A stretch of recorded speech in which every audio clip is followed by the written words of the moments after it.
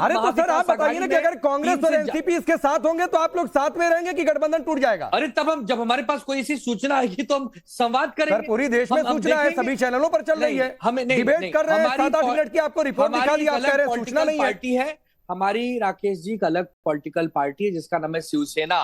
कुछ लोगों की वजह से वो पार्टी चोरी हो गई है। अच्छा। उसका नाम थोड़ा बदल गया है, लेकिन उसका नाम असली शिवसेना है। उसका चुनाव चिन्ह अभी फिलहाल मशाल है, थोड़े समय के लिए। ठीक है, प्रदीप भंडारी जाएगा हमें, प्रदीप भंडारी, हम चोरों को, आनंद दुबे कह रहे हैं कि हमें पता नहीं है, पूरी दुनिया में ढिढोरा पीट चुका है। मैं पूछ रहा हूं कि कांग्रेस और एनसीपी अगर साथ देंगे तो आप क्या करेंगे? तो कह रहे हैं कि देखेंगे भैया, अभी तो पता ही नहीं है।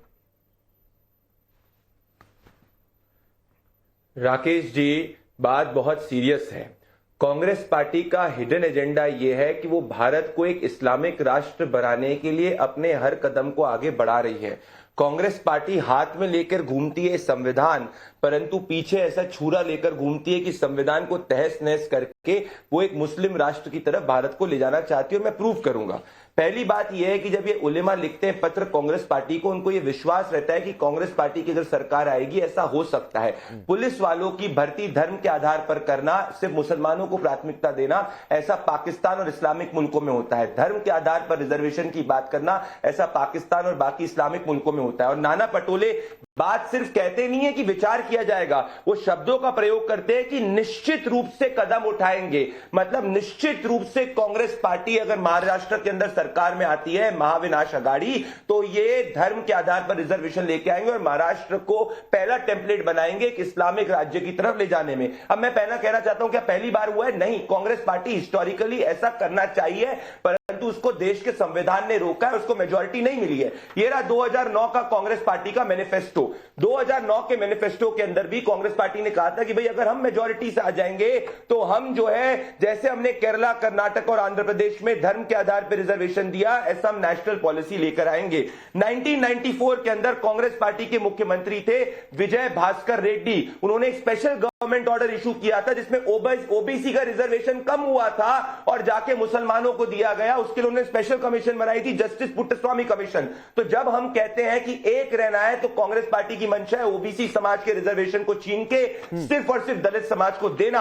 और कांग्रेस ऐसा कर्नाटक में कर चुकी है। ऐसा सलमान खुर्शीद ने 2012 यूपी में कहा था कि मुसलमानों को 9% रिजर्वेशन दे देंगे, क्योंकि ये कॉन्फिडेंस इस बात से आ गए जब धूले के अंदर ये देखते हैं कि मालेगांव जहां मुस्लिम बाहुल्य होता है वहां इनको मेजॉरिटी वोट पड़ता है और सिर्फ 4000 वोट भारतीय जनता पार्टी को पड़ता है। तो ये समझ चुके हैं ये आज मॉडर्न मुस्लिम लीग है, पर कांग्रेस को हम दलितों का रिजर्वेशन छीन के भारत को इस्लामिक राष्ट्र बनने नहीं देंगे। महाराष्ट्र इसका जवाब देगा। मैं कहना चाहता हूं, ये उद्धव ठाकरे सेना के मेरे मित्र आनंद दुबे को, अलायंस छोड़ो, अकेले लड़ो। अगर बाला साहेब ठाकरे की आइडियोलॉजी में विश्वास रखते हो, मुस्लिम राज्य बनने से रोको महाराष्ट्र को, कांग्रेस पार्टी को छोड़ो। ठीक, मैं जगदीश आ रहा हूं, लेकिन आनंद जी अब बताइए, प्रदीप भंडारी कह रहे हैं कि छोड़ दीजिए, अगर धर्म आधारित आरक्षण के आप खिलाफ हैं, आप गठबंधन तोड़ दीजिए।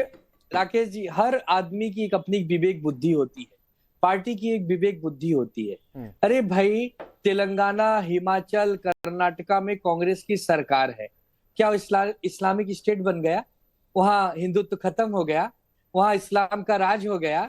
अरे क्यों जहर घोलते हो यार, क्यों डराते हो? आनंद दुबे जी, क्या धर्म के आधार पर रिजर्वेशन के पक्ष में आप करोगे? आनंद दुबे जी, आनंद दुबे जी, बाला साहेब ठाकरे जी का आइडियोलॉजी थी भगवा।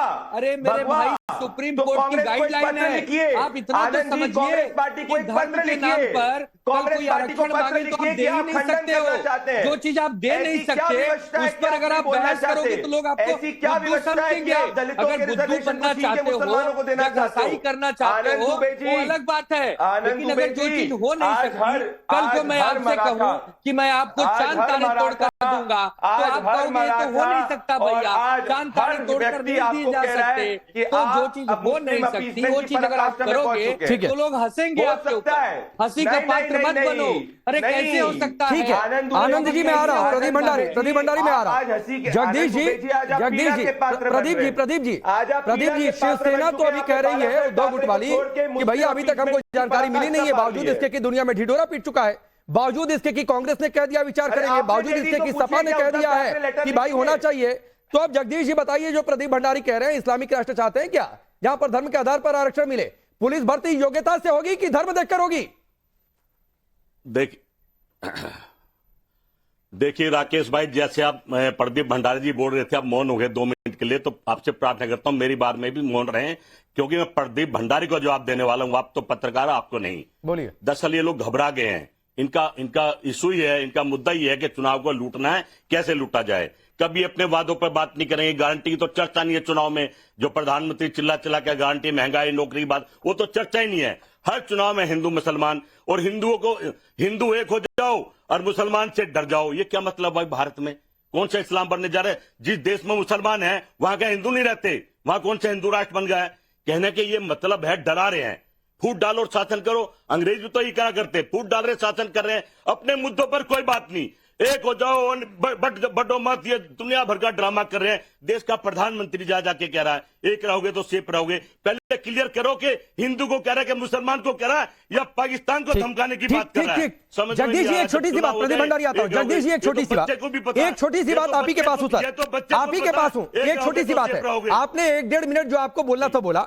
मैं 3 बातें पूछ रहा हूं, 3 बातों पर मुझे क्लियर कट रिप्लाई कर दीजिए, फिर प्रदीप भंडारी रिप्लाई करेंगे और मैं शुभराज साहब के पास आ रहा हूं। नौकरी शिक्षा में 10% मुस्लिम आरक्षण, आरएसएस पर बैन और पुलिस भर्ती में मुस्लिमों को प्राथमिकता, इस पर बताइए, पार्टी कह रही है, आपके विचार करेंगे।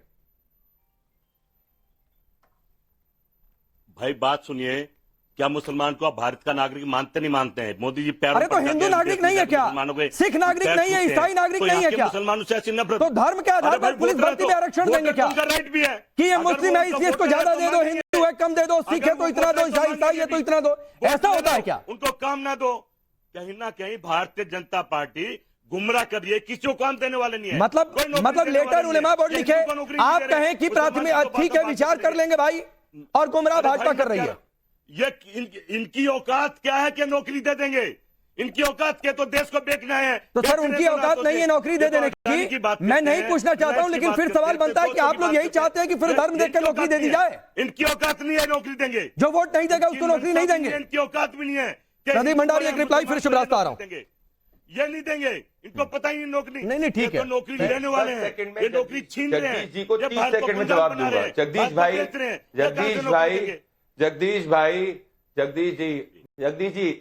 ठीक है। जगदीश जी, ये है संविधान, ये रही बाबा साहेब अंबेडकर की कथनी। उन्होंने कहा था कि संविधान में धर्म के आधार पर आरक्षण नहीं हो सकता, मुसलमानों को आप आरक्षण धर्म के आधार पर नहीं दे सकते, ओबीसी के आरक्षण को छीन के।